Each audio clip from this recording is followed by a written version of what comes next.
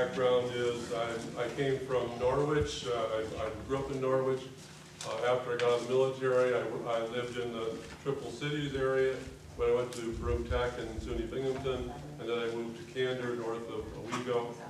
And for the last 25 years, my business partner and I have had a electronics manufacturing company there.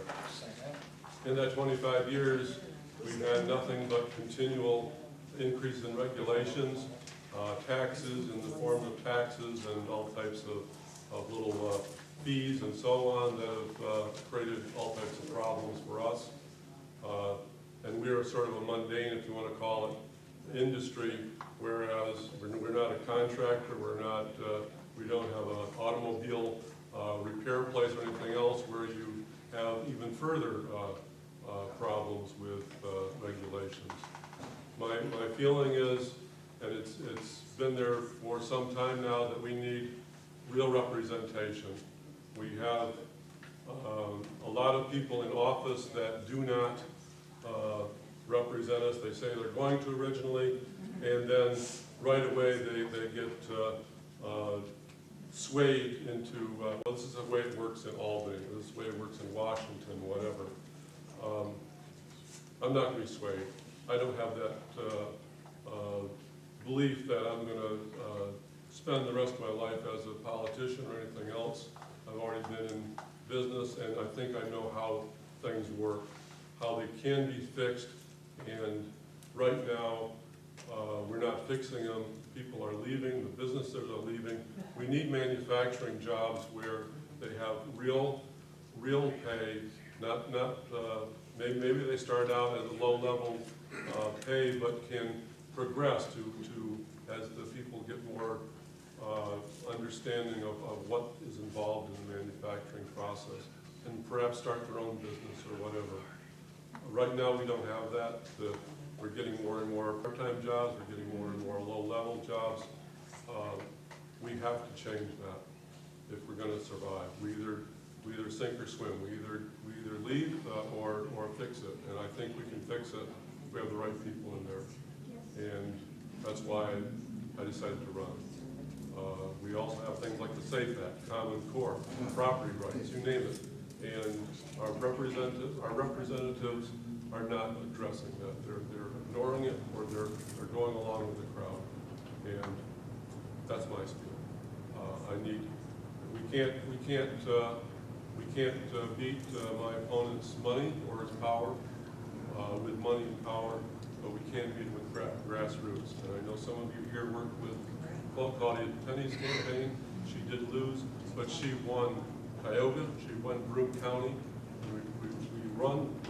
We won where the grassroots did the work, and we can prove that it can work and we can do it. And if anyone's interested, I'd like your support, and forget about the money part. Money's nice, but I need people on the ground, and I'll be more than willing to accept any help we can get. So, thank you. Where's your campaign? Right now, it's in Enwell, you know where Lupo's is? It's right next door, 2800 East Main Street. Mr. Johnson, How are if you I going to may. differentiate your policy with Senator Lewis? My policy is I'm going to be aggressive to fight for the people. I don't see that he has done that in a long time. And as I've gone throughout the district, more and more people have said, I think he forgot us along the way. Yes, he does come up with money here and there, but that's our money. We pay the money into the state and we get trickles of it back. We need to have people who are going to truly represent us and go out and not worry about, well, I'm not going to be reelected next year. If I'm not reelected, well, people don't want me to be reelected. But I'm going to fight anyway. Let me ask you a question, if I may. Two questions, actually. The first one is two parts. It's very simple. What is it that, you mentioned you have no political experience before. Okay. And that's not a bad thing. It's always, but it's very interesting.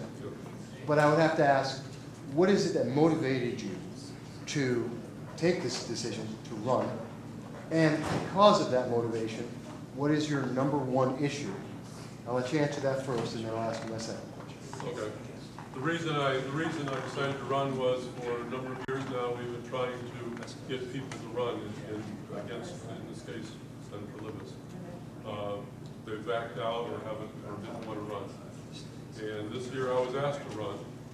And I kind of laughed at it as kind of crazy. And then I looked at myself in the mirror and said, you're a hypocrite. We've been asking people to run, the average person, people that have common sense and an ability to do something. And then I said I wouldn't do it. So I said, I have to do it. I just have to do it. I have children here, I have grandchildren here, and I don't want to leave this state. I'm a fighter, I'm not going to quit. So let's see, the second part of the question was, the big thing we need is manufacturing jobs. We have to keep the people here, we have to keep the businesses here, and we have to bring the businesses back that we've lost. We may not be able to get them all back, but there are people that are willing to start businesses if they don't have to go through the red tape that they've created, go through the taxes that are going to drain the company before they even start. And some of them I've talked to, they're a one-person operation, and they won't hire someone because of all the red tape involved. They could expand, but they won't do it. So that's my whole goal, is to start that. And the basis behind that is we have the crime problem, we have the drug problem, everything else. If you think about it, that isn't the whole issue of jobs. But when people are on the street doing nothing, and they're associated with people who aren't doing anything and have no jobs, pretty soon you're in trouble. And whether that's taking drugs, whether that's getting into some type of crime, that's part of the issue. And we have to address all of that.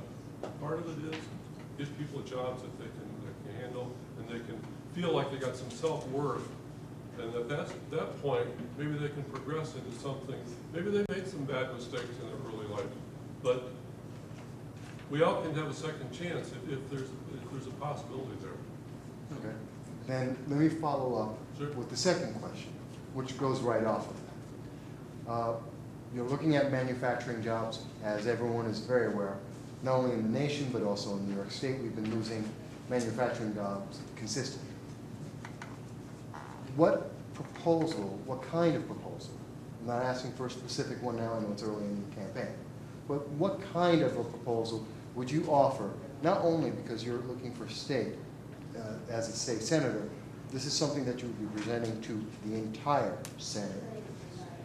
What would you offer, or what direction, or what proposal are you going to offer to try and get the state together to achieve the goal you just mentioned? My thought is much like what I would expect in any business. Cut the taxes for everyone, not for one special interest or another. Cut everybody's taxes, get rid of the special interests, and then that money that you're throwing away, our money's going into these people that aren't paying taxes. Use that to lower the taxes to begin with, get rid of a lot of the regulations, and some of them are absolutely stupid. I mean, the more I go around and talk to various other businesses, you just can't believe some of the stupidity. Get rid of those, and they say it doesn't cost anything. It does. It costs them money to comply with it. In the case of some people, they have to have somebody that's all their job is to keep track of these stupid regulations. And it's one thing to have a regulation that's beneficial to the environment or to the people. It's another thing to just have things that just make no sense whatsoever. So if we can cut those back and start that alone will start bringing businesses out of the woodwork. We'll start letting them expand better, and hopefully start bringing them back into the state. Thank you.